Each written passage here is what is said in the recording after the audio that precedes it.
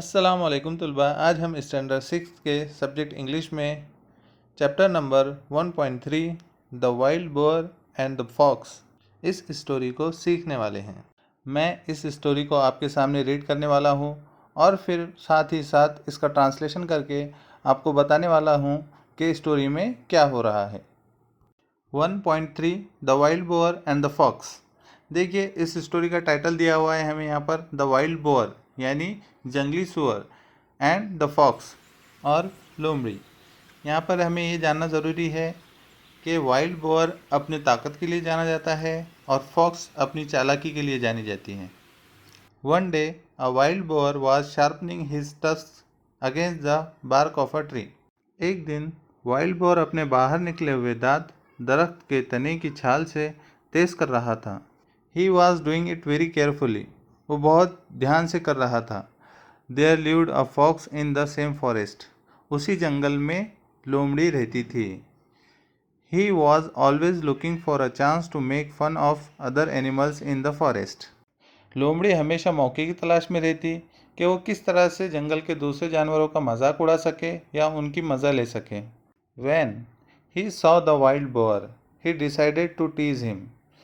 जब फॉक्स ने wild bore को देखा तो उसने डिसाइड किया कि वो उसको चिढ़ाएगी।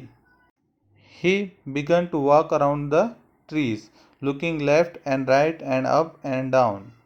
उसने दरख्तों के बीच से चलना चालू किया। दाएं देखकर, बाएं देखकर, ऊपर देखकर, नीचे देखकर वो आगे बढ़ने लगी। He also began to act as if he was really scared. और उसी के साथ उसने ऐसी एक्टिंग की कि जैसे वो बहुत डरी हुई है। But the boar did not pay any attention to him. Wild boar ने उसकी तरफ कोई ध्यान नहीं दिया। He kept right on with his work. वो अपना काम करता रहा, यानी अपने जो टस्क है उनको तेज करता रहा। At last, the fox said with a grin, "Why are you doing that? I tried very hard, but I did not see any hidden enemy or danger."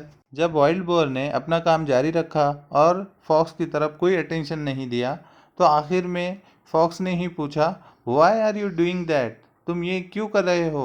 I tried very hard, but I did not see any hidden enemy or danger." मैंने बहुत कोशिश की, लेकिन मुझे यहाँ पर कोई छुपा हुआ दुश्मन या कोई खतरा नज़र नहीं आया।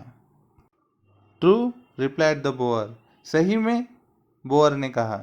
Just now there may not be any danger. सिर्फ अभी के लिए कोई खतरा नहीं है। But when it really comes, लेकिन जब वो आएगा, there won't be any time to sharpen my tusk.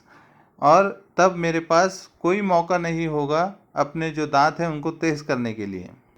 My weapons have to be ready for use then. मेरे हथियार तब तैयार होना चाहिए जब वो खतरा आएगा। If I am not ready I will have to suffer. अगर मैं तैयार नहीं रहूँगा तो मुझे मुश्किल उठाना पड़ेगी। This story tells us that it is best to be prepared. ये स्टोरी हमसे क्या कहती है कि हमें किसी भी हालात के लिए तैयार रहना चाहिए। Don't leave things to be done at the last minute. किसी भी चीज़ को हमें यूं ही नहीं छोड़ना चाहिए आखिर तक, जब तक हम पे मुश्किल आने का हम इंतज़ार करेंगे और फिर तैयारी करेंगे। ऐसा नहीं करना चाहिए हमें। जैसे हम साल भर इम्तिहान की तैयारी करते हैं और लास्ट में इम्तिहान देते हैं तो हमारे नंबरात अच्छे आते हैं।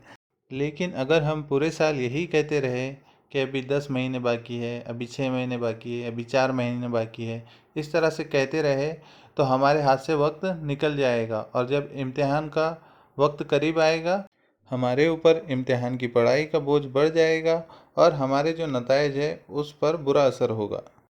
इसलिए हमें किसी भी चीज़ के लिए पहले से तैयार रहना चाहिए। यही हमें इस कहानी में बताया गया है।